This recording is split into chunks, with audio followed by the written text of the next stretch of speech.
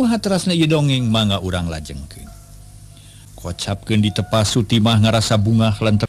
Mangga geura tingali juragan istri hawatos nunyunan nanangan tunggara. Keun bae Sutimah lah ieu urusan kuring, mun hate keur panas kudu kumaha atuh. Teu bisa dipapalerkeun kelanan, rek niiskeun heula hate. Jung we maneh geura tepungan. Tema Surajaya bari kop kana gelas cai enteh regot nginum deui. Angga upami kitu magan permios atuh. Sutimah cengkat tuluy muru ka kamar Nyi Partiwi. Pakaian can dirobah ngahajar rek nemongkeun kanu sejen sangkan pada nyaho yen manehna kapake. Barang jol ka kamar Partiwi keur pada ngariung di pencetan sukuna kumawiwit diceuceuhan taarna ku Nyi Iwek. Ari Sutimah ngahuleng nempok kitu asa eueuh piomongkeun. Untung Nyi Partiwi buru-buru nanya ngabagiakeun kanu kakarak jebul. Sutimah, geus anggeus tugas maneh teh, mana Kang Surajaya? Parantos juragan itu juragan pameget nuju dipayun, nuju ngareureuhkeun palai dupi salira. Kunaon deui itu sapertos anu repot pisan geuning. Sutimah melong bibirna digegel saeutik. Nahan rupa-rupa parasaan ngagedur jero dadana. Kuring mah teu kunaon biasa we kieu syukur Sutimah maneh geus bisa ngajalankeun tugas kalayan hade. Geus bisa ngajaga harga diri dunungan kalayan satia. Muga-muga usaha salaki kuring ulah aya gangguan. Sabab jangjina teu kudu jalir. Partiwi nganuhunkeun ka Sutimah ngan hate ngadak-ngadak jadi panas pating hareab. Jeung sasebelakan kawas aya kila-kila goreng. Laras agan, abdi teh tos hasil ngajalankeun tugas kalayan sae sarta kaanggo ku juragan. Maliti wagin dinten ieu abdi ditaikeun pangkat sanes tukang marad hayam. Nang ngabantu mawiwit supados ngabulaan ka juragan istri sareng juragan pameget. Tak kitu putusan juragan pameget teh. Cek Sutimah teu euleum-euleum. Memang ngahaja hayang mapanas hate Partiwi. Jeung kadenge ku sarerea atuh puguh mawiwit jeung baturna ngajenghok teu panuju kana eta putusan. Tapi taya nu bisa nyarita. Nya syukur we Sutimah kuring milu bungah jeung deui luyu pisan jeung janji mawiwit yen maneh rek dijieun wawakil. Sabab ngan maneh nu wani bebela ka kuring nu gering. Satuju mun maneh ditaikeun pangkat syukur kuring mah milu bagja. Cek Nyi Partiwi teu boga pikiran rangkepan kalah nganuhunkeun.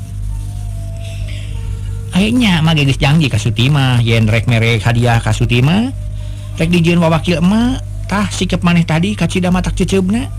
Culangung jeung olo-olo kapaksa janji mama rek dibatalkeun. Wah tulus ngangkat wakil kitu patut. Cek mawiwit keheuleuh. Ngomongna teu asa-asa. Ih mah kuring mah teu hayang-hayang jadi wakil emak.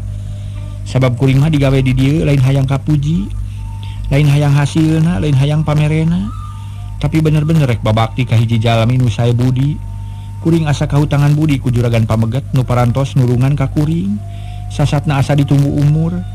Jadi pikeun kuring mah dijieun wawakil jeung teu ge sarua bae, pokona mah ku juragan pameget kaanggo sarta dipercaya jadi jongos anjeunna. Tema Sutimah nyarita capetang jeung lancang. Kawas nu meunang ngapalkeun. Monggeus nah kalah kadebat di dieu. Hawa atos atuh kanu teu damang jigeura kaluar maneh Sutimah, geura parab hayam tuh jeung soang. Ulah ngagandengan nu teu damang barina oge. Cek Mang Kayim keheuleuh. Sabab Sutimah jeung mawiwit kalah papinter-pinter carita. Mangga nya abdi teh tukang ngurus hayam permios atuh. Nyi Sutimah teu nunggu jawaban tuluy malik sarta ngingkig ka tukang teu malire kanu arolohok di jero kamar. Mang Kayim nama nyarios kitu keun bae Mang. Sabab meuna kitu geus jadi putusan Kang Surajaya. Yen Sutimah diangkat jadi purah ngabulaan di dieu kuring mah satuju. Nyi Partiwi melong ka Mang Kayim nu diajak nyarita teu nemalan ngan hatena ngegeremet teu panuju kana sikap jeung omongan Sutimah. Mohon agan teu pantes si Sutimah dijieun jongos mah atuh. Sabab nyaluntang jeung olo-olo saena mah jinten jongos hayam atuh naha. Cek mawiwit beuki wani lantaran asa sahate jeung Mang Kayim. Hari-harita sabor jeung ruha diukur ngareluk tungkul siga nu teu pipilueun. Padahal hatena mah panas hayang milu nemba tapi teu wani pok. Ih bibi ulah kagungan emutan kitu eta teh sami sareng sirih kanu naek pangkat. Teu milu bungah kanu meunang kabagjaan ulah kitu awon bi anggur mah kudu ngabilujengkeun kanu naek pangkat teh. Ari sabab mun babaturan urang meunang kabagjaan eta teh sarua jeung aya kamajuan bakal aya salindunganeun urang. nu mata kudu bungah jeung kudu nyokong sangkan kahadean kapibanaku sararea tah kitu bi. Mawiwit jeung Mang Kayim silih reret nu sejen jempe. Hate mawiwit nyeredet bungah aya reueus aya. Hanya kal oge aya bungahna pedah boga dunungan nu hade-hate. Reueus boga dunungan nu luhur budi hanya kal bet salah milih mikanya ka jalma model Sutimah nu geus kaciri pisan unggah adatna. Aya tanda-tanda rek nyaluntang lantaran can lila ka mawiwit nyaksian yen Sutimah geus wani cologog ka Surajaya. Agan bibi teh reueus gaduh dunungan nu saya mana nuhun katampi katada pisan eta pi wejang teh. Pade dianggo obor ku bibi kanggo nyaangan jalan kahirupan nu poek nuhun aga nuhun kitu ceuk mawiwit minangka keur ubar jengkel da hatena mah tetep teu panuju. Mang Kayim geus narik napas rek nyarita tapi panto aya nu muka. Ari Jawa Surajaya nu geus teteg hatena rek api-api cara sasari bisa nahan amarah teu ujug-ujug ngamek ka Partiwi nu araya di dinya meuni simpe teh aya nu wani nyarita. Kumaha teh bibiwit nah haparna deui Partiwi teh leres agan salirana panas meuni nyebret teu tiasa calik-calik acan ayeuna mah. Malih mati enjing teu satuang ukur ngaleueut cai we bungkul. Kedah kumaha teh agan abdi mah meuni teu tiasa nulungan ukur tiasa ngariung kieu we. Si Bohek can datang. Teu acan agan duka ka mana jang Bohek teh? Nyari can datang mah sabar lananya lantaran kuring ge capek keneh. Can bisa mikir nu tenang jeung deui soal nu gering mah geus dipasrahkeun ka si Bohek sinaneangan ubar. Cek Surajaya bari gek diuk di sisi ranjang rek ngarampak ngeleungeun Partiwi bangun nu asa-asa. Lantaran omongan Sutimah ngacelengeng keneh dina ceuli yen Partiwi geus tangtukeun aku panyakit kotor. Agan saena mah ulah ngandalkeun teuing jang Bohek margi peryogi landong ayeuna pisan. Hawa tos kudu teu damang. Mawiwit semu jengkel jeung ngarasa heran ku sikepna Surajaya. Bet jadi kitu ka pamajikan Surajaya ngareret geus ngareng haprek nempas tapi kapiheulaan ku Nyi Partiwi nu geus ngarti kana kaayaan salakina. Leres bikeun bae ulah panteng teuing mikiran kuring sabab kuring mah ikhlas jeung ridho. Moal aral jeung subaha moal sieun ku narima cocoba.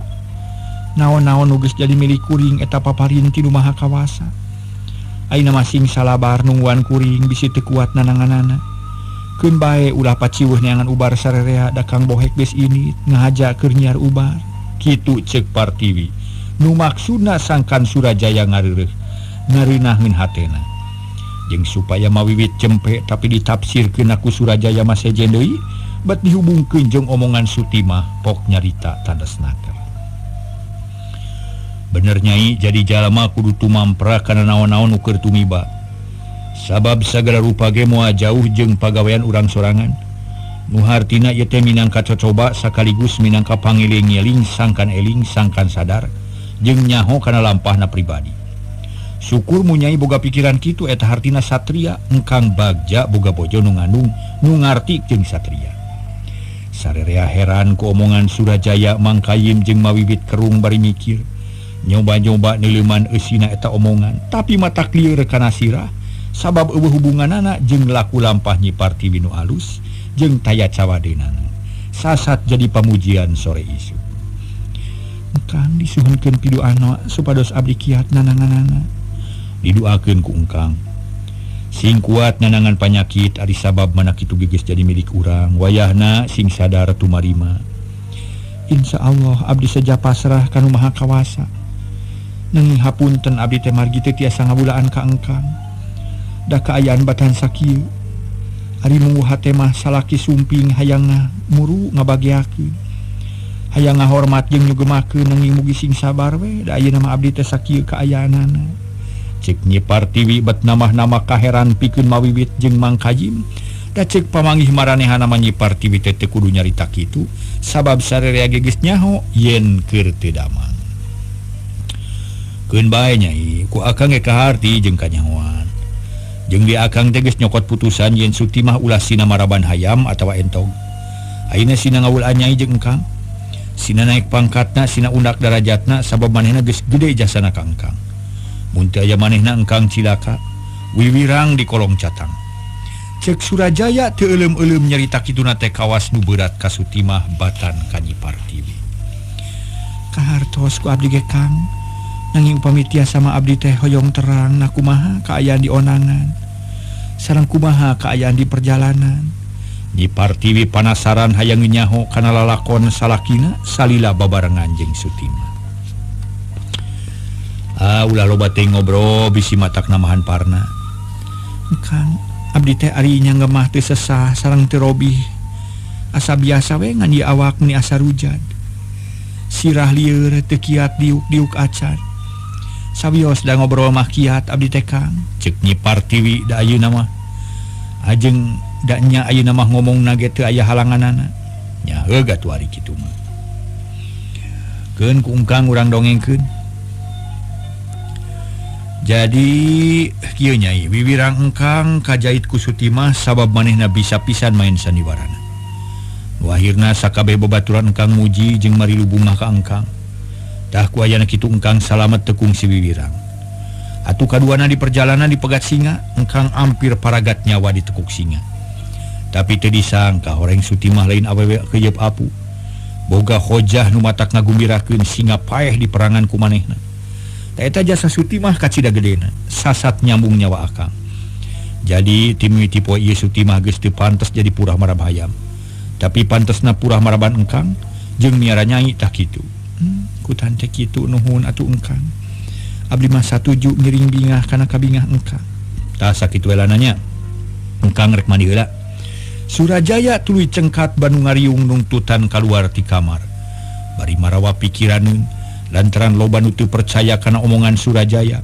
Iwati Sawor jeung Ruhadi nu ngarasa bungah sabab memang eta nu diharepkeunana.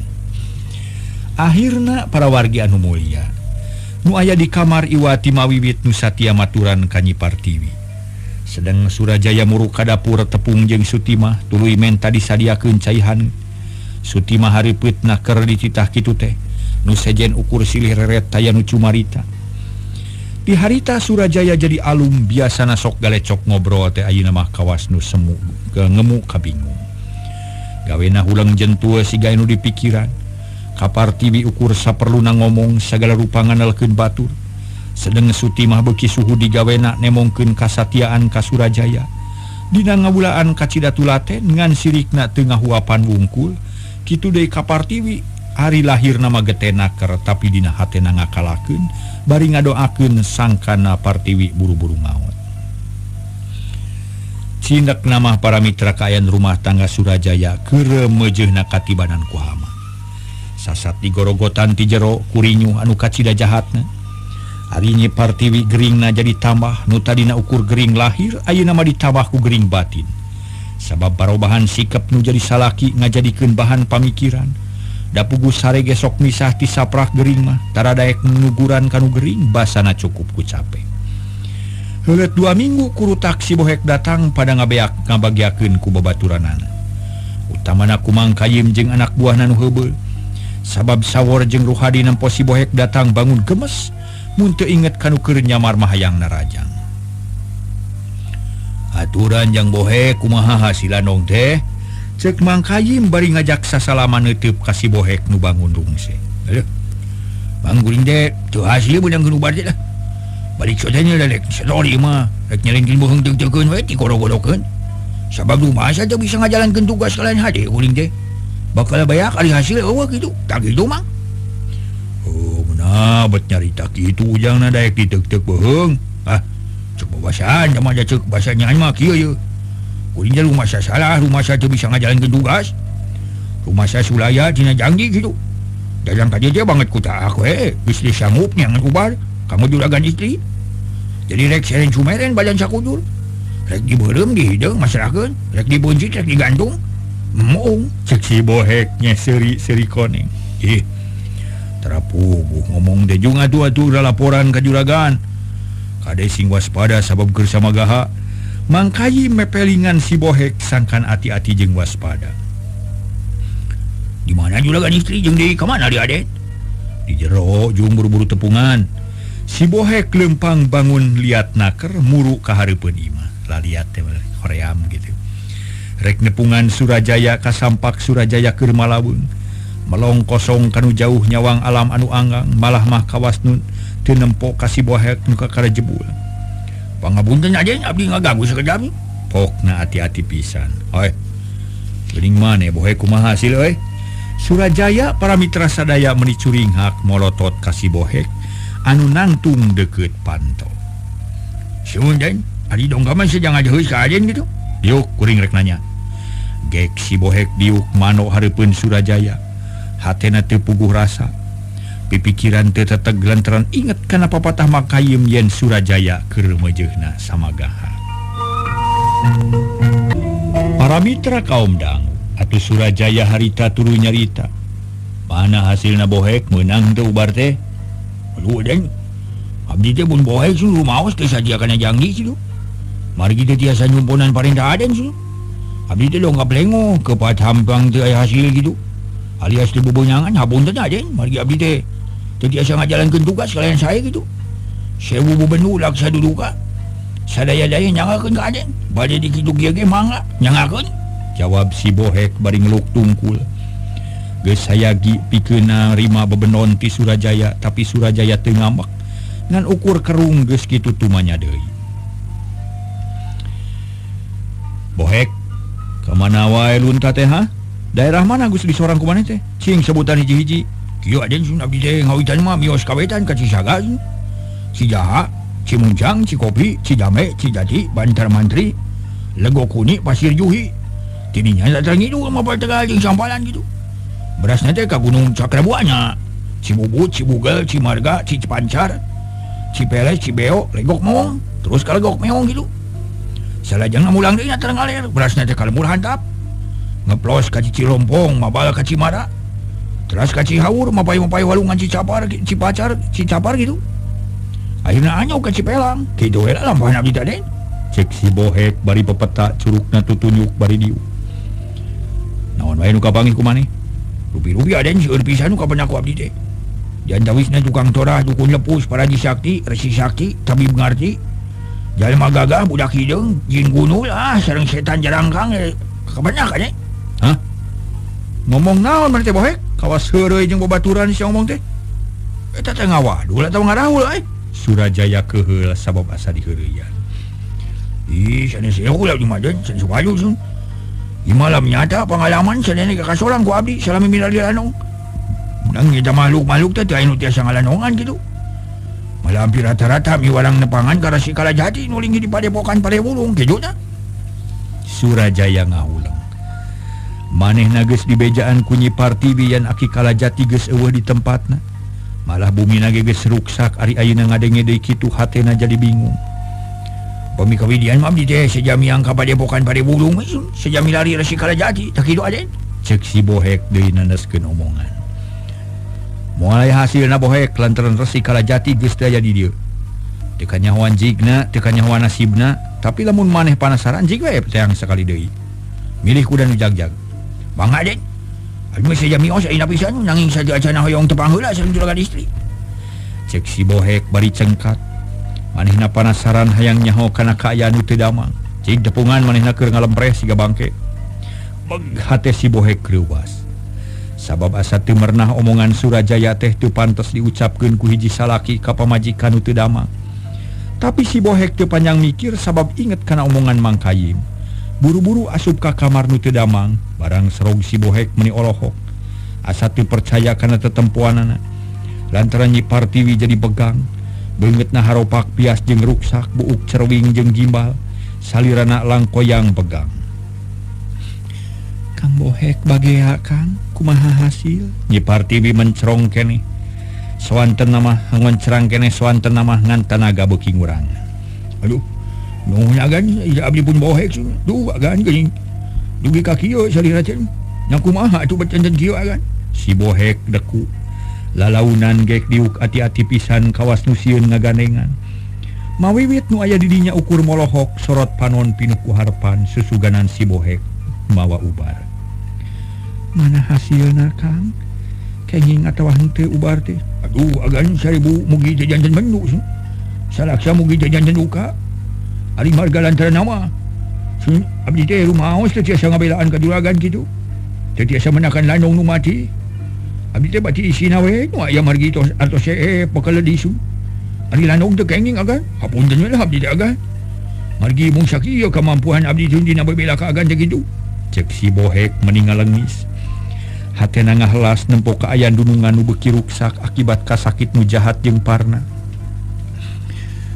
jadi kitunya Kang keun bae atuh teu hasil makan ari sabab manusia mah ukurna diwajibkeun ikhtiar dan nu ngaijabah mah angin Allah soal ubar teu jadi ukuran lantaran tanpa ubar oge upama Allahnya kersakeun nyageurkeun mah nya upama ku Allah dikersakeun cager mah tangtu cager tah kulantaran kitu keun bae teu kudu leutik hate Kang kuring manganhunkeun ka akang anu geus banting tulang ngabelaan kuring cek Nyi Partiwi saeutik teu haneueul sabab geus gede kayakinan yen sagala rupa ge diatur ku Nu Maha Kawasa nuhun upami kitu mah agan abdi teh reug sareng moal ponok hadapan kitu Taina menurut widi we saja bade mios ka Parebulung bade ngadeheus ka Resi Kalajati kitu. Wah tepung Kang lantaran pun bapa geus teu aya di Parebulung. Rupina mangalih ka patapan nu leuwih singkur.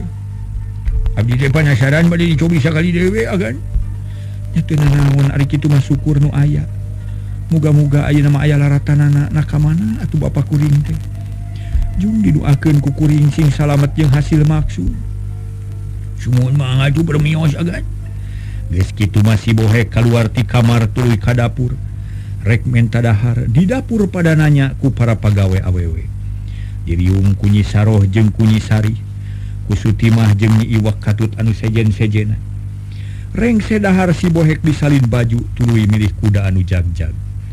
Harita keneh bertek ditegarkeun ngajugjug ka Parebulung. Teu nolih kana kacape para mitra sabab si Bohek watireun kadunungan. Nu beuki dieu asa beuki tambah ruksak bae mangkaning keur ka kandungan. Urang gancangkeun carita si Bohek geus tepi kanu dijugjug. Manehna ngahuleng miraga meneng diuk dina tonggong kuda nu bulaeran ku kesang. Sarta sungut kuda ngabudah si Bohek ngarasa handeueul lantaran nu dijugjug bener-bener geus eueuh. Kari imah nu ruksak jeung buruan anu barala. Sanggeus rada lila si Bohek turun tina kuda lajag-lejeg nempuan kaayaan di dinya. Tuluy muru ka imah Aki Kalajati up ka jero dibagiakeun ku lalai nu rabeng hali-haliberan jeung ku beurit nu pating torolong sieun ditewak. Weuh. Tetela eueuh Aki Kalajati teh nya ka mana ngalisina nya? Atawa memang geus pupus kitu? Ya. Mun pupus di mana kuburanna atuh saha nu nguremkeunana teh? Mun pindah-pindah ka mana jeung di mana atuh alamatna? Jauh atawa deukeut? Kitu cek si Bohek mangsa harita. Gek diuk dina bang baru ngahulang mikiran pilampaheun breh kaayaan dunungan kacipta deui mata kuatir jeung mata kariwang bisi teu katurungan. Ngeng kadenge omongan Surajaya anu kasar jeung garihal. Jika geus leungit asih ka Partiwi ilang nyaah ka panutan. Pikiran si Bohek jadi ngolemar. Leungit kapercayaan ka Surajaya nu tetela pipikiranna teu sehat. Nyaah ka pamajikan teh dina keur jag-jagna wungkul. Bumela lahir batin boro-boro sapapait sama manis mikiran oge geus mumul. Cilaka juga aya nu teu beres di rumah tangga Nyi Partiwi teh. Aing mah melang jeung curiga ye sok sieun aya hama nu ngegelan di jero. Nah sakira-kira nanya lah nu nyieun percacurangnya ka dulungan aing ya. Sakira-kira nu geus masang racun di rumah tangga juragan istri teh nya. Aya mun panggih ku aing satampiling. Cek si Bohek ngomong sorangan. Tuluy ngahuleng anteng pisan tina awahing ku anteng mikirna. Si Bohek poho kana kaayaan teu inget yen di lembur kosong jauh ti batur. Dumadakan si Bohek para mitra aya hiji asa aya di hiji nagara nu kacidaramena. Ganeng para wargi sadaya harita teh nyaeta ku sora jalma jeung kuda nu lalar liwat balawiri nu digawe meuni dokdak nu dagang reang nawarkeun daganganana. Cek rarasaanana si Bohek keur nangtung di hiji imah. Asa aya di daguan, asa aya nu di daguan lar aya sepuh ngalangkung make jubah bodas bersih. Ikat bodas nuruban rambut anu geus bodas lir kapas. Eta sepuh datangna kunang iteuk tokroh-tokroh jeung dongko reg eureun hareupeun si Bohek. Yang Bohek moal manggih yang ubar di dieu mah ujang. Sabab ubah nu dibutuhkeun geus aya di lemur maneh sorangan. Tanyakeun ka si Sabor nu bakal bisa nulungan ka dunungan maneh. Leng sirah si Bohek lieur. Pipikiran teu puguh rasa para wargi sadaya. Bumi alam asa dengrek lila-lila pikiran si Bohek jejeg deui. Jep aya di kaayaan jempling. Dan memang tadi ge jempling si Bohek ngusap banget terus rarat-reret ka Kenca jeung ka Katuhu. Wah, gini aya kayaknya di dia aing nya. Hari jadi teh di mana nya nang ngimpi atawa naon kitu? Dan ngimpi sabab dia teu rumah sarta sare aing nya. Mustahil mun ngimpi di luar sare mah. Tapi nak kedatangan aki-aki juga nyumnya teh lah. Kadung tadi ditanyakeun aing ku aing lah. Eta aki-aki teh anu jelas mah dari juragan sepuh teh. Cek si Bohek tuluy ngusap tarang bari nginget-nginget. Omongan eta aki-aki ras inget ka ngaran sawor nu disebut-sebut. Brai pikiran si Bohek caang. Lain ku si ngadeng nya. Si Iwak kungsi teu bisa ngomong cenah sababaraha tanah heuras. Cageurna dijampe ku si sawor. Keun sia. Dicobaan sia ku aing ah. Sangat si sawor ngubaran nyipat tiwi sugan we atuh ngajodo. Si ngaya milik sadaya sigana mah ieu teh ilham. Pikiran aing di depan, jegilna di alam nyata anu ngimpinya. Nu jelas mah kieu teh ngomong ka aing ya, geus mere ilah pas ada jigana. Kitu ceuk si Bohek. Bari tuluy turun kana taneuh langsung muru kana kuda nu keur jongjo nyatuan. Celak kana kuda beretak ditegarkeun ciga nu keur ngudag boroan. Si Bohek geus teu sadar hayang buru-buru tepi ka lembur rek bebeja kadunungan yen si sawor bisa ngubaran. Gancangna carita kira-kira wanci Isa si Bohek geus tepi ka deui ka Cipelang. Teu nolih kana kacape tuluy nyampeurkeun ka Surajaya. Nu keur diuk ditepas. Dibaturan ku Mang Kayim jeung Mang Juha keur nyaritakeun perkara nu geuning. Da geuning jang Bohek sumping buru-buru ka jero jang. Mang Juha mukakeun panto bus si Bohek ka jero. Memeh diuk nyuplak heula dudukui. Kumaha Bohek? Aya resi kalajati teh? Surajaya geus teu sabar melong ka si Bohek nu ditanya gancang ngajawab. Dumawi teu kapenyak ajeuna. Lares pisan juragan sebut teh tos teu aya di bumi sun margi ukur sareng laporan we Ci Mang Kayim sakur sareng laporan teh. Juragan sebut teh aya di Parebulung kitu. Yang abdi menak ilham sae sun pituluti nu gaib panginten nu kahartos ku abdi bisana kitu. Tah urusan naon Bohek pok caritakeun buru-buru. Numutkeun ada lapajan juragan istri teh sadilanawan ku si sawor kitu. Margi sawor teh salesna mah kagungan keahlian. Dina ngalanungan teu jamang kitu mah jawi ka mana ku juragan.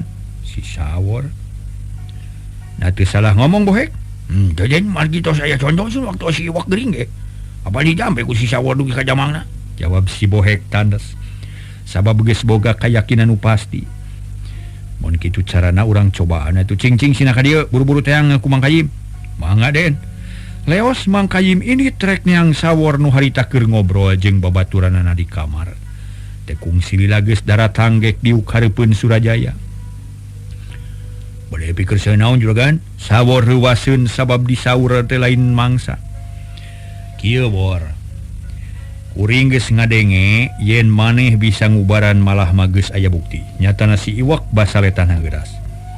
Cageurna kumaneh? Tah ayeuna kuring boga nu gering. Nyatana Partiwi teh na maneh teu hideng ngubaran atuh.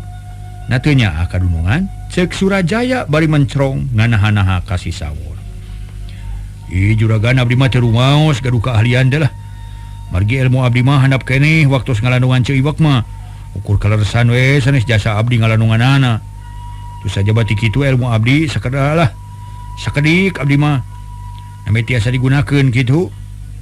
Upami aya nu nyuhunkeun upami hideng ubaran malah teu terang akibatna abdi teh kitu juragan. Heueuh geus atuh ayeuna mah ubaran tuh.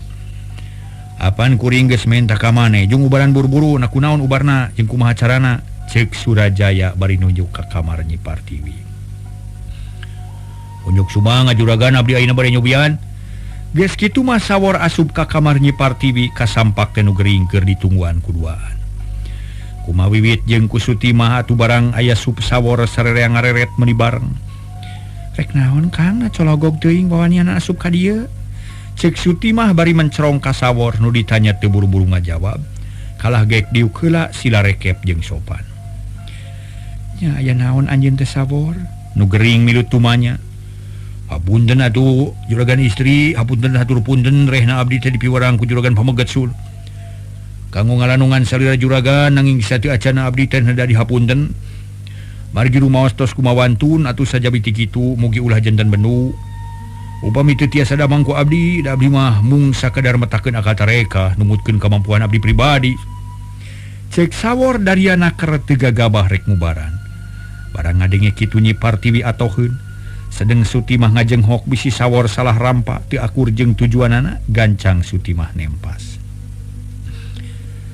nuhun ari kitu makang sawor manawi teh taya identi juragan nyari kitu mah nuhun muga-muga aya milik atunya tiasa gugah agan teh ulah digangayong teuing hapatos kitu pokna bari ngiceupan kiceup Sutimah kahartieun ku sawor pok nempas taleres kitu teu damang sadayana oge lah atuh jag gitu syukur ari kitu mah sawor kuring milu bunga pek atuh geura ubaran kuring teh kudu kumaha kuring teh geus hayang cager mangga juragan abdi bade nyobian ngalanungan juragan ayeuna abdi bade priyogi cai asa kerang segelas sareng daun seureuh tilu lamar mung sakitu we sareng magan keun marek nyokot taloba seureuh jeung cai asa kerang mah mawiwit hideng para wargi sadaya leos ka dapur rek nyadiakeun naon-naon nu dipenta ku si sawor mitra anu mulia tekung silila cai sagelas geus jeung seureuh geus sayagi diwadahan kana baki prak sawor ngajalankeun tugasna cai dijampean daun seureuh dicekel ku leungeun katuhu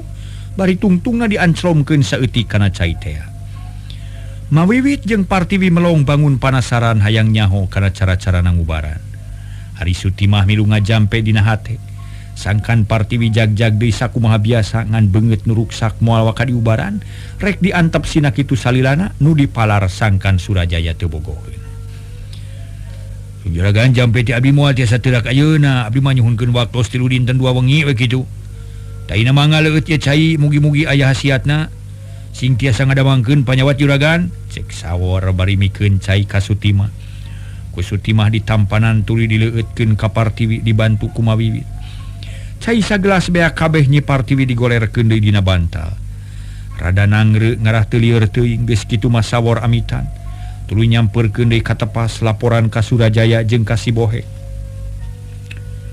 kumaha wor geus dijalankeun cek Surajaya bari neuteub parantos juragan nanging abdi teh teu acan tiasa nangtoskeun hasil henteuna nyunkeun waktos 3 dinten 2 wengi we margi panyawat juragan istri teh abot pisan moal tiasa damang sakaligus teu naon kitu ge pokona mah asal geus aya tarekah we keur ngubaran nu gering jung ayeuna mah geura digawe deui bisi babaturan ngadagoan cek Surajaya Daryanaker mangga gananging da tos beres pada malam mah tadi teh nuju ngobrol sareng rencangan permios atugan ai heueuh geus peuting ieu nya jiga tuh sawor ngaleos init Sibohek asa ngemplong hatena lantaran ilham tunu dibawa ku manehna geus dijalankeun ku Surajaya atuh geus kitu mah Sibohek amitan nuturkeun sawor tinggal Surajaya ngajentul sorangan bari mikir ngalamun kanu teu puguh sabab tisaprak babarengan jeung Sutimah kaonangan pikiran jadi midua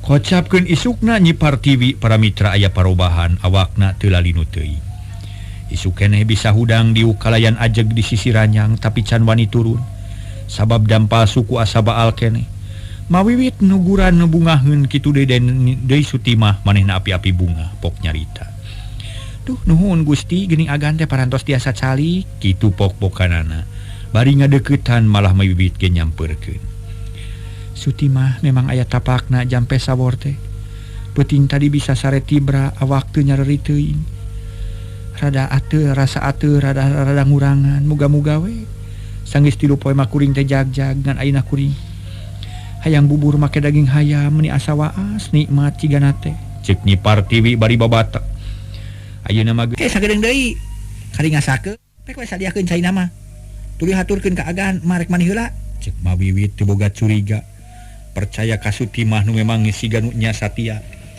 heuleut sawatara waktu para wargi Sutimah geus nanggeuy baki di eusi bubur jeung cai sagelas gede ditambah lalawu sejen samemeh asup ka kamar Nyi Partiwi Sutimah rarat rewet heula teteh lauh nu nalingakeun ka manehna reg eureun heula rasakeun sia wiwit umur anjeun nganepi ka poe ieu sia cek Sutimah bari eureun heula baki dituna luhureun kursi brus cak-cak teh disayagikeun tadi diabruskeun kana bubur nu panas keneh puguh meuli jeung cak-cak teh da puguh meunang mencet huluna cak-cak dilelepkeun ku senok geus kitu mah eta bubur dibawa ka Nyi Partiwi sanggeus aya di jero kamar Nyi Sutimah nu cai jeung bubur dina meja leutik geus kitu kop kana sapu inyu kerek nyapukeun luareun kamar tapi digeroan kunyi Partiwi. Sutimah cingkuring tulungan aya pikir saya naon juragan eta bubur teges tiis atawa acan mun acan hidan sakedeung ngarada tiis meusan mana agan Sutimah teu baha manehna nyokot hihid tuluy bubur nu panas teh digeberan bari dikurah kareh ku seno Nyi Partiwi nempokeun bari nyarane keur kitu gorehel aya bangke cak-cak kaguarkeun atuh mending ngalenyap Nyi Partiwi ngadadak hayang uta Sutimah naon teh bari nunjuk kana cak-cak Sutimah api-api ngajenghok manehna calangap bari ngabiri gidig tuluy nyarita aduh agan ampun ulah benu ka abdi mah henteu ieu mah mawiwi teh panginten abdi mah ngan saukur ngabantun wungkul kitu pok-pokanana niro-niro nu reuwas jeung sieun kudunungan Nyi Partiwi teh ngomong awakna ngadak-ngadak leuleus tuluy ngagoredag kana bantal reupeureun jajantung ratu nu tadina hayang dahar ngadak-ngadak jadi sararebal jeung lieur Sutimah ngarti harita kena leos ninggalkeun kamar ngajugjug ka tepasna Pungan Surajaya nu keur ngabaheulai bari udud surutu puguh Surajaya reuwas lantaran nempo Sutimah nu datang bari jeung gugu aya naon Sutimah kumaha juragan istri cilaka agan abdi teh katiwasan itu biwit barang gawena jorok bubur teh dicampuran cak-cak ih menirujit gan juragan istri ge dugi ka teu cios tuangna hah naon Sutimah aya bubur dicampuran cak-cak saanu masakna mawiwit kurang ajar jorok digawe teh ka aing eta mah Surajaya poho kana jasa mawiwit salah sakitu langsung dianggap teu bener bari jeung puguh salahna para mitra harita kene Surajaya nangtung tuluy asup ka kamar Partiwi rek nyilikan bubur barang serog tetela bubur aya kene bangke cak-cak nang karak pikarujiteun pagawean sae teh nyai si Wiwit atawa saha cek Surajaya bari mencerong kanu gering berai Nyi Partiwi beunta tuluy ngabari gidig teu daekeun nempo kana bubur kang teh kumaha atuh engkang Kimalin antepen si Wiwit nu masakna kudu diwarah ye cek Surajaya bari malik amprok jeung Sutimah nu memang ngahajan nuturkeun sawios engkang ulah bendu Partiwi ngelingan tapi teu diwaro ku Surajaya komo dari tembal ku Sutimah laras agan tukang masak jorok mah da dipasian pangwarah tuman diantep mobil hilangkung jorok ka payuna Surajaya ngagedig para mitra ka dapur haok nyarekan kanu keur popola keur digawe eureun kabeh rolohok teu ngartieun lantaran ujug-ujug mak kudununganana nu katempona jengkel pisan da meungeutna nepi ka geuneuk lir beusi atah beuleum kunaon sia kala kaca rolohok ha mana si Wiwit itu agak nuju siram cek Nyi Iwak bari ngadeg-deg sina kali buru-buru koloyong salah saurang muru tempat mandi rek nyusulan mawiwit barang serog mawiwit keur buligir make sabun beungeut pinuh ku budah puguh mawiwit reuwas sababa aya nu nyusul bangun rusuh aya naon Iwak ngareuwas kami aya naon mah disaur ku juragan pameget buru-buru cenah anjeunna benu asa benu teh puguh naon pasalah kitu da kami mah teu boga hadas karek ihudang geula nyida mawiwit amakeun para mitra keur jongjon mandi aya nu ngaganggu Nyi Iwak keheuleun deui sabab omongan teu diwaro kop kana samping mawiwit terus dirungkupkeun bari ngomong mawiwit kuring mah rek ngaganggu juragan amak-amakan kudu buru-buru sampeurkeun bisi ngamuk manten Iwak kunaon sia teh ha aing pinu kena ku sabun make disimbutan sakalor sia teh kumaha gagabah teuing Nyi Iwak can kaburu ngajawab lantaran aya nu sosoak di dapur. Nagerwan mawiwit sidik pisan sora Surajaya puguh we mawiwit meuni calangap bakat ku reuwas. Teu molih kana awak nu pinuh ku budah sabun. Berecet lumpat di samping jangkung nyampeurkeun ka dunungan. Wiwit, ka dieu sia. Surajaya ngagupayan bari molotot. Panon meuni burial bun celik siga nu gemes mawiwit geumpeur. Teu bisa nemalan. Terus lumpang bari ngadeg-deg nuturkeun ka Surajaya nu harita muru ka kamar Nyi Partiwi. Wiwit, tempo kumaneh naon ha? Kadeuleun teu? Surajaya nunjuk kana bubur anu aya cak-cakan. Sajongjongan mah teu bisa ngomong mawiwit teh anggur buncelik bari nahan napas. Bakat ku reuwas kaget jeung teu ngarti kana kaayaan harita. Jawab pagawean saha ieu ha? Surajaya nyentak bari ti pepereket. Ngepeulkeun peureub kawas nu hayang nonyo. Ampun juragan mamah teu terang. Mawiwit maksa ke nyarita banget napias. Make teu terang si ari nu ngasakan bubur saha? Abdi kan Mawiwit gempeur leungeun ngeleper. Kawas lain kolot be sia lalampahan teh. Geus pikun atuh kumaha maneh. Pira ku aya cak-cak teu kadele. Rek ngabaruang ka pamajikan aing atuh kumaha sia teh. Hayu dit. Kumpulkeun pakaian maneh. Teu meunang digawe di dieu. Surajaya langsung ngamek ke mereka sempetan ka Mawiwit pikeun cumarita nu leuwih daria. Mawiwit ngadeg-deg para mitra leos ninggalkeun kamar bari jeung hatena susah. Teu ngarti ku eta kajadian. Sabab bisa inget manehna eueuh cak-cak dina bubur tapi nah ayeuna bet kitu. Dina hate Mawiwit timbul sangkaan goreng curiga ka Sutima. Tapi teu wani ngajelaskeun sabab kaburu ditunung ku dulungan nu keur ngembang werat. Nempok itu Partiwi meni olohok. Mun manehna jag-jag mah ini trek di halangan. Nu ini terek di halangan sarta hayang mepelingan kasalakina. Sangkan ulah kacida teuing tapi angen nyi Partiwi kala eungap jeung seueul. Sirah lieur tetep moal ranyai kararoning. Sedeng Sutima surak sajeroning hate lantaran tarekah pikeun nyingkahkeun Mawiwit hasil. Sabab Surajaya jiga nu linglung sagala ngagugu kana omongan Sutimah da puguh geuskeun aku tenung. Juragana moal matak naon-naon ngusir Mawiwit. Saya nama ulah langsung ditunung di dia we atuh. Nanging turunkeun pangkatna sinapura maraban hayam tapi soang. Cek Sutimah api-api karunyaeun ka Mawiwit. Padahal atoh leuwih ti atoh. Keun bae sina nyingkah. Geus teu butuh ku tenaga nini-nini lah. Manehna geus pikun moal bener digawena ge. Hawatos atuh juragan. Cek Nyi Sutimah deui bari melong ka Mawiwit. Anu beuki jauh nyampeurkeun babaturanana di dapur. Surajaya teu ngomong deui para mitra manehna ngaleos ka tepas gek diuk bari jamotrot baeud. Hah. Gara-gara nu gering ka aya di imah jadi pabeuli teu puguh ye. Sagala rupa jadi teu bener. Aya we pikiraneun teh. Cek Surajaya bari kekerot nahan amarah dua leungeun dikepeulkeun. Ari Nyi Sutimah harita teh hideng mawa bubur nu aya cak-cakan ka dapur. Dipiceun kana carang karuntah tuluy malik ka babaturanana nu masih keneh caroloho. Batur-batur kudu jadi contoh digawe sing balener sing apik, sing taliti jeung telik sabab mun geus kieu susah ye akibatna dibenduan ku dunungan. Tuh Mawiwit ditunung ku juragan pameget sabab dina bubur disuguhkeun ka agan putri aya cak-cakan. Kebeg nu aya di dapur ngagebeg. Sabab kakara ngarti ayeuna yen pangna Surajaya ngambek eta nu jadi sabab-sababna. Saroh para mitra jeung sari katut iwak silih reret asa teu ngarti kana kajadian eta. Ulah cara lohok wae pek digawe deui tapi sing bener.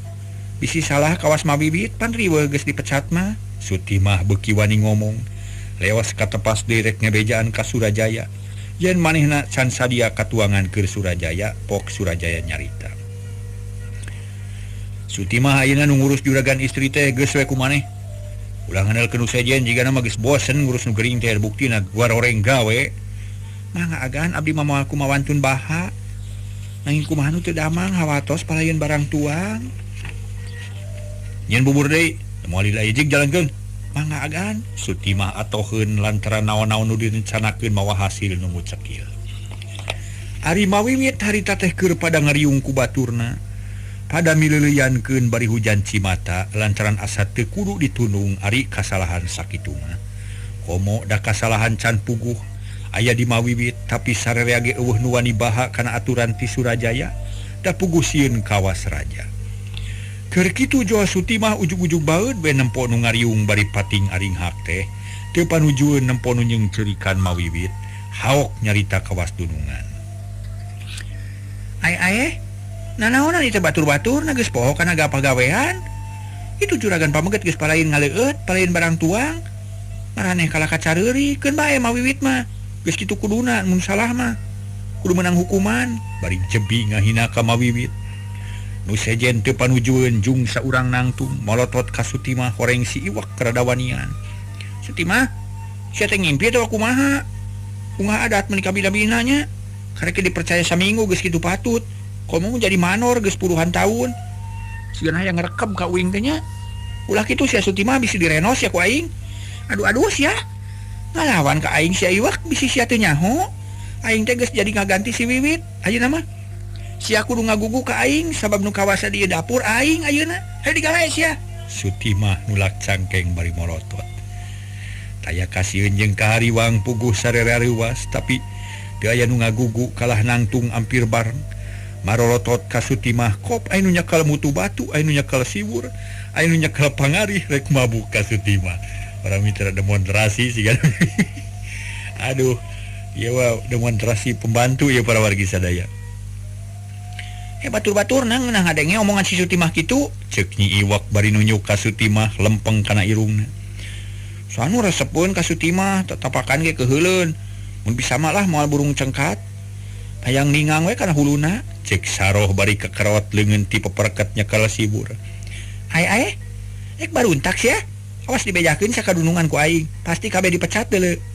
Sutimah ngancam manehna asa pangkapakena wani ngomong kitu ka pagawe heubeul. Dipecat babarengan leuwih hade pikeun aing majung bejakeun.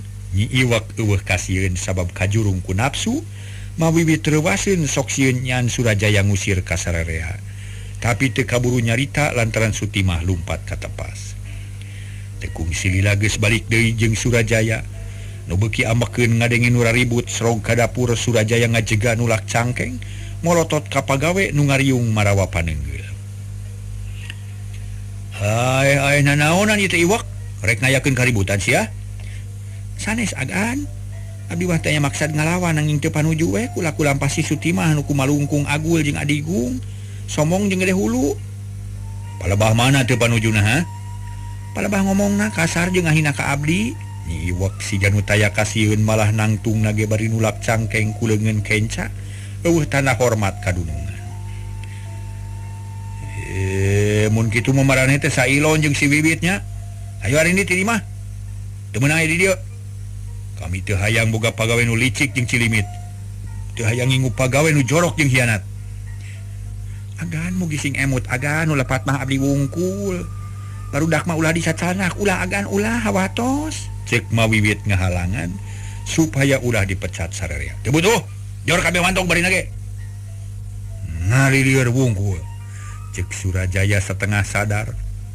Sabab manehna ge di jero-jero mah mung ditinggalkeun ku sakabeh pagawe. Geus kasawang akibatna tapi di luar perhitungan. Nyi Iwak milih kaluar jeung tibatan babarengan jeung Sutimah nu beuki kacida kaciri belang. Nah agan abdi ge bas teu butuh lah ku pagawean nu sarupa kieu mah. Abdi mah teu hayang babarengan jeung awewe nu kawas si Sutimah licik, somong, adigung, hianat, hiri dengki, jahil kaniaya, jahat. Cek Nyi Iwak meuni norostos jaritana. Lieur kacang dingang kajang para mitra sadaya. Bari sup ka kamar kop kana buntelan bru-bru pakaian manehna dibuntel ku jimpo. Baturna nurutan atuh teu lila ge sakabeh pagawe awewe ngumpul jeung Mawiwit rek arinit ningalkeun Surajaya. Ai rek kamarana ieu teh. Surajaya siga nu linglung kaget nempo pagawe narek bubar. Dapanya teh moal kitu jadina sabab tadina mah ngan meregos wungkul ngarah pagawe nur. Juragan abdi mau ngiring ka Mawiwit. Marju pami Mawiwit ditunung abdi ge bade ngiring, numutkeun emutan abdi mah Mawiwit teh jalmi sae. Karena nganjerikeun ka batur ka anak buah. Tapi si Sutimah mah kakara dipercaya jadi wawakil ge geus gede gumede. Asa aing uyah kidul abdi mah alim digawe jeung kitu patut leuwih hade bade nyingkah. Waduh. Eta maneh wani jeung nyarita kitu? Kumari nu sajena ya, rek nurutan si Wiwit. Cek Surajaya bari molotot. Para mitra kaum dangu. Sararea ngajawa bareng yen rek milu ka Mawiwit. Surajaya bingung lantaran pagawe rek init kabeh.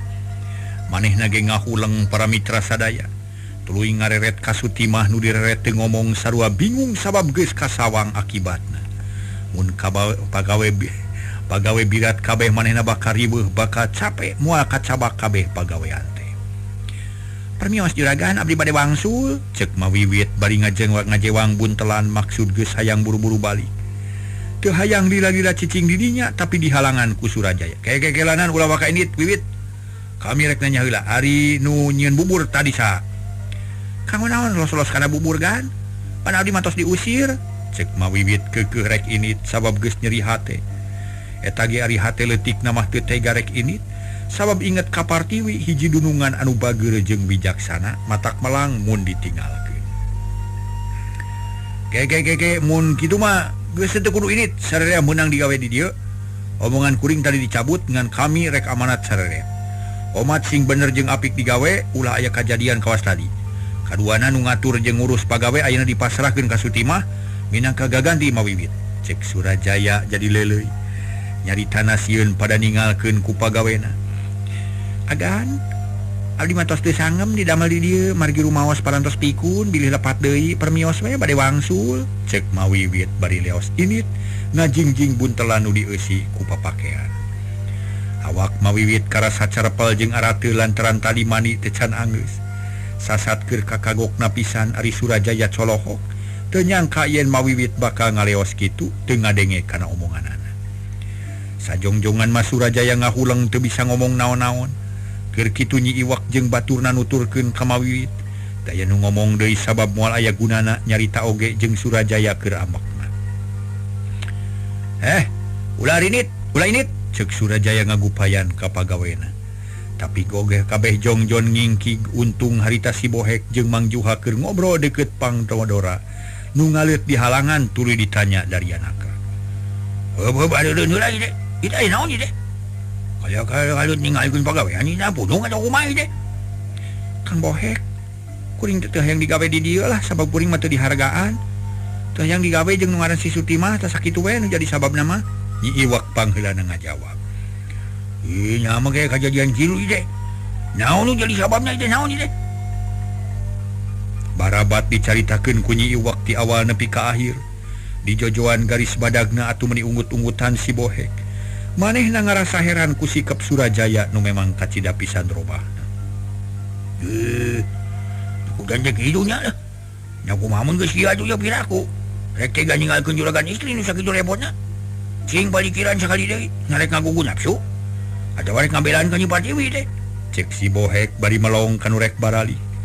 Saurange eueuh nu nemalan lantaran bingung ku pijawabeun. Maranehanana ngarti yen Partiwi butuh ku pagawe nu satia. Nu bakal ngurus dina kaayaan Tunggara. Keur kitu Surajaya nyampeurkeun ka si Bohek ngahajan nempungan. Nyusul nu rek barali kereg eureun ngahalangan jalan pok nyarita. Omongan si Bohek bener lamun marane baralik saha nu rek ngurus pamajikan kuring.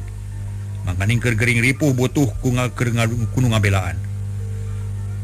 Geus baralik deui ulah tulus balik hampura kasalan kuring. Pagawean Mamuit moal dirobah tetap jadi kokolot pagawe di dapur. Dibantuan ku Sutimah. Kitu cek Surajaya lantaran kumanehna beuki kapikir yen tanaga Mawiwit jeung baturna kacida dibutuhkeunana. Tah geuning kitu mah cing pikiran sing asa atuh. Narek maksa balik aja kumaha teh ngabalaan ka juragan istri. Si Bohek tumanya tapi tetap eueuh nu ngajawab kala silih reret silih andalkeun. Geus teu kudu asa-asa sok balik deui ka pawon. Gada digarawe cara sasari kajadian tadi anggap dina impian. Cek Surajaya ngolong-ngolong ka pagawena sangkan ulah bubar deui. Nyama-nyama ieu mah ada supaya japur ka ditu lah. Jalankeun tugas jeung kewajiban urang kitu. Kasalahan dunungan kudu dihampura atuh kasalahan urang eta tangtu dihampura ku dunungan kitu. Cek si Bohek jadi pepeta nitah baralik deui ka Mawiwit sabatur-batur. Kawas aya kakuatan gaib para mitra. Nungtun Mawiwit jeung baturna harita keneh baralik deui ka dapur. Surajaya atoheun pisan para wargi lantaran kahariwangna geus hartina mah teu jadi kanyataan. Si Bohek ngawani-wani maneh nanyakeun ka Surajaya. Harita ku Surajaya diterangkeun nu jadi sabab musababna nyaeta tina urusan bubur aya cak-cakan teh para wargi sadaya. Si Bohek harita nanyakeun para wargi sadaya. Kayaknya naon margina sih make nuding ka Mawiwit kan? Sababna Mawiwit nu nyen bubur. Dupi nu nyanyakna ka kamar saja. Sutimah nu mawana malah manehna nu ngabejaan ka kuring. Jadi na bubur disodorkeun ka Partiwi aya cak-cakan. Pami kitu mah aden teh berat sabeula aden. Nah hari si Sutimah teu dituding sun. Sabab tiasa wae manehna ge nu jorok, bunuh balanga. Atawa memang dihajar dicampuran cak-cak ku Sutimah. Cek si Bohek kalepasan nyarita. Lantaran manehna geus nyaho yen dununganna cueut kanu hideung ponteng kanu koneng berat sabeula. Ai namane ngomong kitu Bohek. Sumagi aden jelusuh teuing nuding ka Mawiwit kitu. Teu ditaros heula sabab-sababna aden, teu didangu heula katerangan nu jelas. Aduh saja bitik itu percaya ting ka Sutima anu can buku bener omonganna. Tah ieu janten margina teh Aden. Cek si Bohek teu euleum-euleum. Bohek. Kami percaya ka Sutima sabab manehna geus gede jasana ka kuring. Geus nyalametkeun kuring tina kawiwirangan. Geus jadi bebenteng kuring basa aya di perjalanan. Mun eueuh manehna umur kuring moal nepi ka poe ieu, tang tu dihakan singa deuleu. Aden lali sun mabibit jeung kanca-kancane teh. Leuwih ageng jasana sun sabab tos ulun kumaula ka Aden walasan taun labina sun. Malah jeung abdi ge heula keneh mabibit tapi nah atuh make eleh ku jasa Sutima. Nu tacan aya tahun-tahun acan. Jeung Aden perkawis umur mah. Sanes singa nu nangtoskeun tapi pangeran nu kawasa Aden pada bahagia teh Aden teh.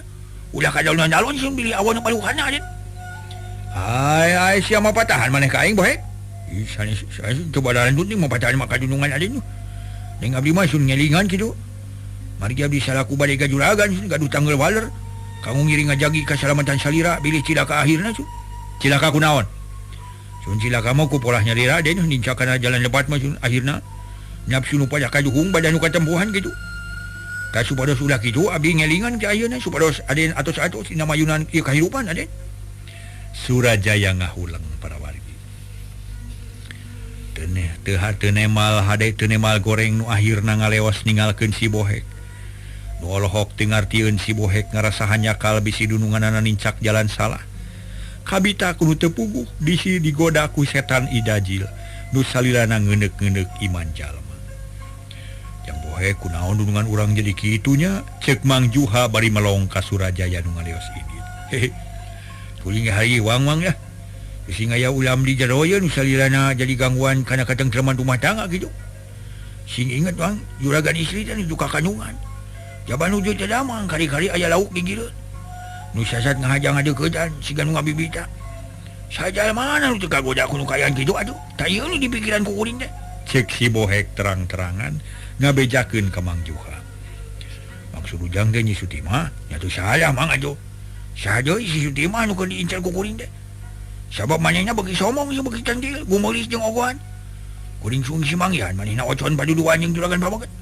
Nu bener jang. Mang Juha kaget teu pati percaya. Pokoknya mah cik sabrak mulang ti onyangan dah. Tadien Surajaya jadi kidu patut mata kaliwang ye. Hawatos ka Nyi Partiwi memang kaning neangan Nyi Partiwi teh lain pagawean gampang-gampang pan. Neakeun 3 bulan waktuna ge. Sedang ayeuna kaayaan mata kuatir jeung mata kaliwang. Lerasnya jangnya kumaha mun Nyi Sutima ngagoda terus-terusan lalaki teh boro-boro di asrongan. Bala ngasakeudiknya kitu teh lah. Anu dinon teh nu jauh ge meureun diasruk-asruk aya paribasana. Leur kunang iteuk poe kunang damar mah. Heulah. Aya, nya Mang sok kitu-kitu. Si Bohek nyerengis. Henteu jang. Mang manteu kitu batur teh mah. Mang Juha seuring ngagak-gak. Heuh kardi Mang. Pokoknya mah kieu we nya. Hiji jalma nu keur kasepian loba ka pusing, loba ka keuheul ka jengkel. Tuluy di deuketan ku nu bahenol montok bari jeung pinter ngagular di dalam mata. Tang tu wae den Surajaya kagoda. Aya. Kabung belengannya pokoknya mah nu akhirna poho kana garwa nu asli. Pukayaan badan sakit melang pokoknya mah dah. Bising si Sutima goreng lampa sabegeus aya tanah-tanahna atuh. Aku kumaha mun geus kieu atuh jang kumaha nulunganana nya. Nya urang Bandungan we ku sadaya nya kumaha jadina. Tapi moga-moga Nyi Partiwi sing damang ulah katenterasan. Cek si Bohek para mitra sadaya. Hatena mah teu weleh hariwang bisi Nyi Partiwi keuna ku cocoba nu leuwih berat. Sabab beuki dieu beukit katara yen loba urusan nu matak curiga nu geus napel dina diri Surajaya. Memang bener jang ayeuna mah karinungguan hasilna we. Na kumaha tuluina nah pamuga-muga we juragan istri sing kiat sing aya dina kabagjaan nu langgeng ulahkeun aku hama. Tah kitu bener kita. Tapi wah urang nyambur ka batur ah. Suganan geus sasak cai ye. Kuring mah hayang nginum si panas ye. Wah, cana naon wayah kieu mah tujang apantas aya kaributan di dapur ge. Nya sugan we itu cai-cai mah aya modena. Terus duanana lalempang muru ka kamar paranti dahar. Didinya geus kumpul balad-balad nu sejen sarua keur ngobrolkeun urusan di dapur. Sabab ayeuna mah jadi nyaho sararea yen aya kajadian ka urang dapur. Atuh perlu ngobrol deui jeung si Bohek malah ayeuna mah jadi debat. Antara si Bohek jeung Mang Kayim parebut pamadegan. Tapi masing-masing para mitra ngabela kamawiwit jeung baladna, si Bohek tetep hayang make jalan tengah. supaya aman sarerea ari mangkayim hayang urusan minta keadilan ka Surajaya ngeunaan mawiwit nu dituding tanpa bukti nu nyata sabab mangkayim curiga ka Sutima. Geus mang ya urusannya mah ulah dipapanyangkeun mang. Sabab bisanya nama kuring ge sarua itu panuju kana putusan Surajaya kitu teh. Lantaran mawiwit ditekan teuing sedangkeun Sutima dianggap bener wae. Tapi teu perlu dibuntutkeun lah. Pokona mah teu perlu dibuntutan deui bisi manyangkeun pisan kitu.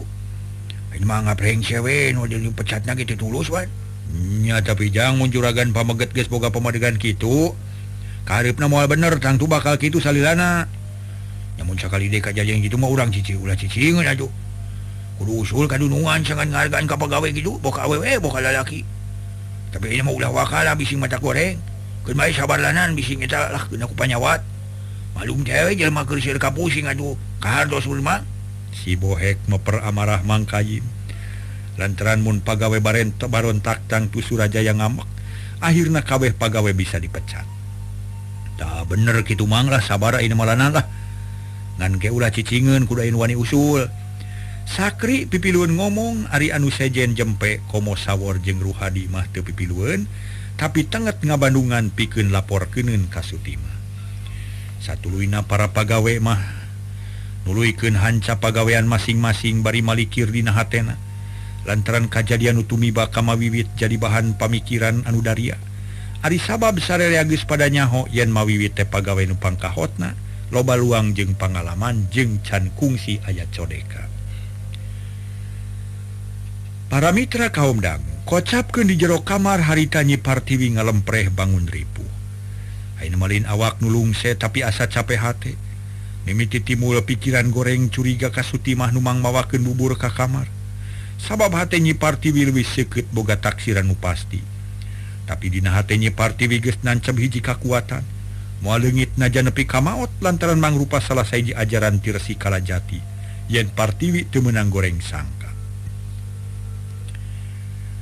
Kulantaran kitu kacurigaan ka Sutimah dikurangan deui nimulkeun pamikiran anyar. Naha saha kira-kira nu lalawora dina migawe? Naha eta teh dihaja atawa lainna salah mawiwit atawa Sutimah? Ieu kabeh teu kajawab nu akhirna sirah Nyi Partiwi berat pipikiranana capek. Ya wae pipikiraneun teh lah. Nah tu kaayaan di imah teh bet jadi kieu da bareto mah estu ayem tengter matak lugina hate. Taraya itu ieu tapi naha ari ayeuna bet ku teu hanteu. Bubur kala aya cak-cakan pagawean saha tulisanyana. Kitu ceuk Nyi Partiwi bari melong kana lalangit nu tadina hayang dahar jadi leungit deui timbul sebel jeung seueul anggen.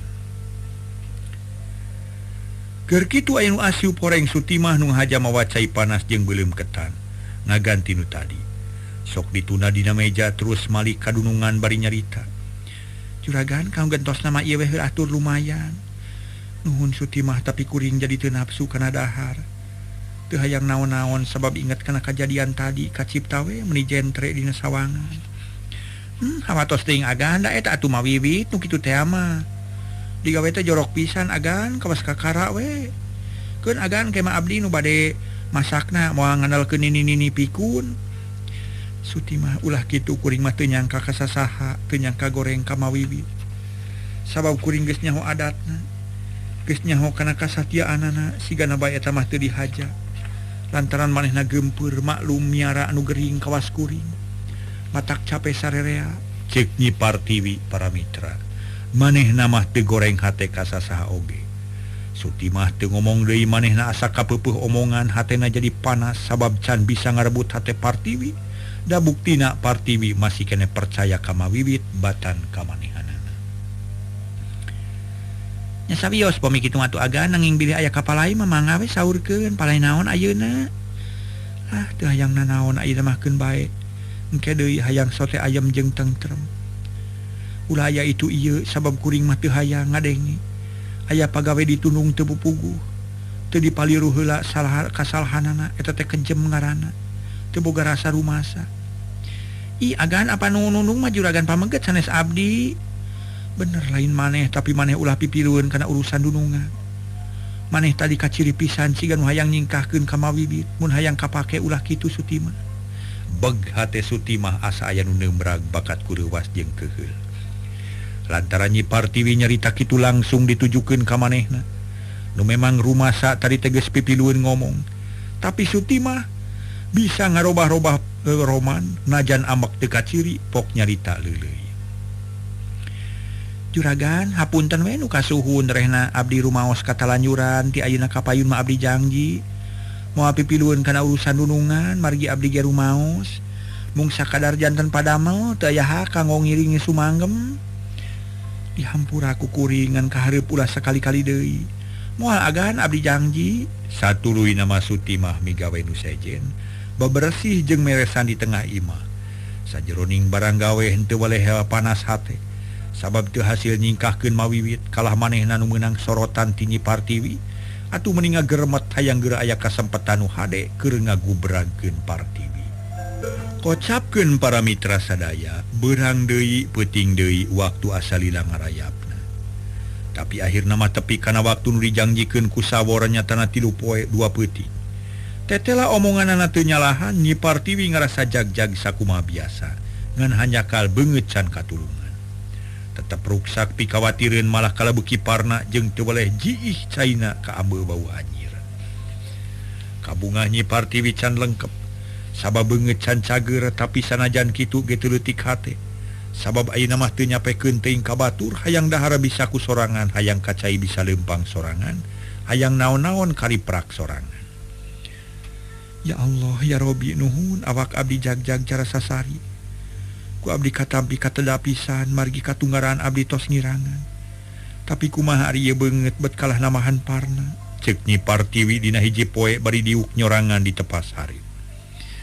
Sedengkeun Surajaya para wargi teu nemongkeun kabunga hate. Sakitu Nyi Partiwi geus bisa leuleumpangan sikap teu robah. Ka pamajikan hare-hare bae malah tisaprak Partiwi gering. Tara daek sare bareng misah we di kamar sejen. Ieu namahan gering batin ka Partiwi sabab asa disapirakeun. Gusti naha Kang Surajaya bet jadi kitu. Naon kasalahan kuring atuh naha kasakit jadi sababna itu. Apan ieu mah lain kahayang kuring da pugu geus kitu kersaning pangeran.